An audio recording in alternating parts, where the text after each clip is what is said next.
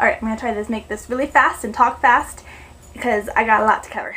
Seems like today I'm looking back. Yeah, maybe tomorrow I'll see further than my little head allows me to. First, Jamie's comment kind of didn't really bug me, but I wanted to address it because that you don't know point in college, and I've been spending many years working and trying to get my degree and working my ass off, especially this year to get my degree. So, I have a dream that I'll not live paycheck to paycheck because I was, when I took my year off, I didn't have a job for about 4 to 6 months, and it sucks. The economy sucks right now, and it's terrible, and yes, you can work your way up, but with the degree that I am getting, it's one of the most demanded, and it's communications, and I'm minoring in PR, which also is pretty wide, but it also can make you a little, well, PR doesn't start you out very much in the beginning, but you can work up fast. And everyone needs someone to communicate with their customers. Everyone, especially now, needs someone that can help them make more money, and communications is a way to do that, along with public relations and advertising. So, I see what you mean about it not being the real life, and it being like a deterrent from going to real life, because there are those sorority girls, frat boys, that live on daddy's money, or those, some of the athletic students that live on scholarship money and don't have to work and go to school. Most of the people that go to U of I that I know of go to work and school, and they work their butt off and doing something they love. I have been living on my own since I was 17, trying to go to school. Not a whole lot of help from my family, but I did have help from my family. I was very lucky. But I was living on my own, off campus, not in the dorms, because I do believe that in some ways the dorms does shelter you and you can live in that little bubble. Working, scrimping money, deciding which bills to pay, so it's not like I'm avoiding real life. And I'm really weird. I love school. I love going to lectures. I love learning about different things. I love taking notes. I don't necessarily love taking tests, and I'm really good at writing papers. Just kind of blur them out the last minute, and I get a good grade on them. Eventually, I do want to go to grad school and either get my master's in psych. I do have this weird thing I've been playing with about teaching at a college level. I love it. I need it. Not a lot of people are lucky when they go out there, and it's scary to go out there without a degree nowadays. And I don't want to be on the lower end, and with a degree I can be on a higher SES level, and that's what I want to do. My Buddhism class is awesome.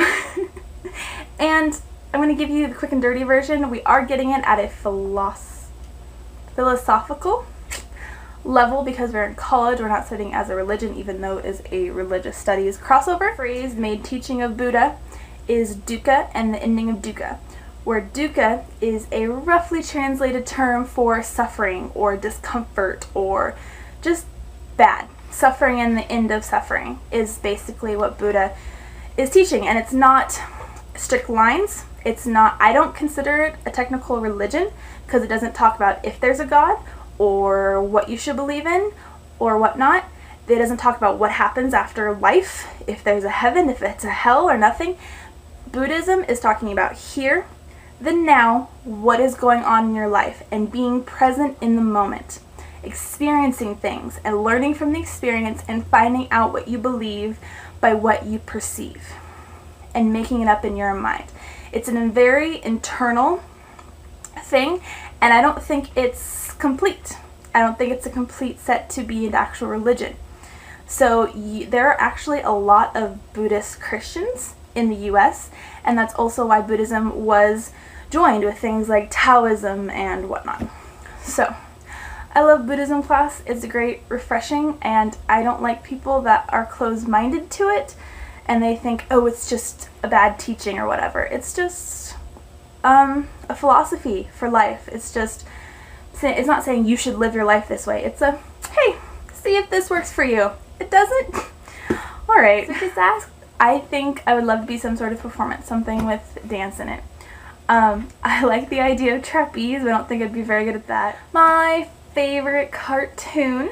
I'm guessing you mean show, and I love watching Family Guy and American Dad, and there were some cartoons that I loved to watch when I was babysitting, like Dragon Tales, but I'd never watch it now. I kind of miss the old Ren and Stimpy's, but I look back on them now and they're vulgar. Oh, and Chrislyn, before I did all my dyeing of my hair, I thought I had a really blonde hair highlight when it caught my eye when I was doing my hair one morning, probably back in like April, and it was gray hair. I looked very, very carefully. It was one. It's my first one. You know, I understand the time passing really fast, that kind of thing. But I guess I didn't mean like, oh, I feel like I'm so old, I found a gray hair at a weird point in time in our lives where we graduated high school and we feel like we're growing up and getting into our adult lives really fully, and then people that we viewed as younger than us when we were in high school are also starting that path, and it just seems like this weird transition period that we are kind of a witness to, that we don't feel like we did too far behind. I will do the tarot, but now, Chrislyn, you have me a little worried, and I'll upload them separately. I'll do 2 separate little videos just of the tarot sometime this week, hopefully. But now you have me worried because I'm not very good. I still use a book. I have been doing it for, I guess, a couple years now, off and on, but I don't really want to claim that I know what I'm doing, so warning. But it is something that I do for myself for guidance. And I thought it was a little fun thing to share, because Callie and Chrislyn, before you guys joined, we did a no one really would guess this of me hobby thing. And mine was tarot. And Chrislyn, I'm excited for my tattoo. I'm so excited for that. You have no idea. Janelle, I'll see you then.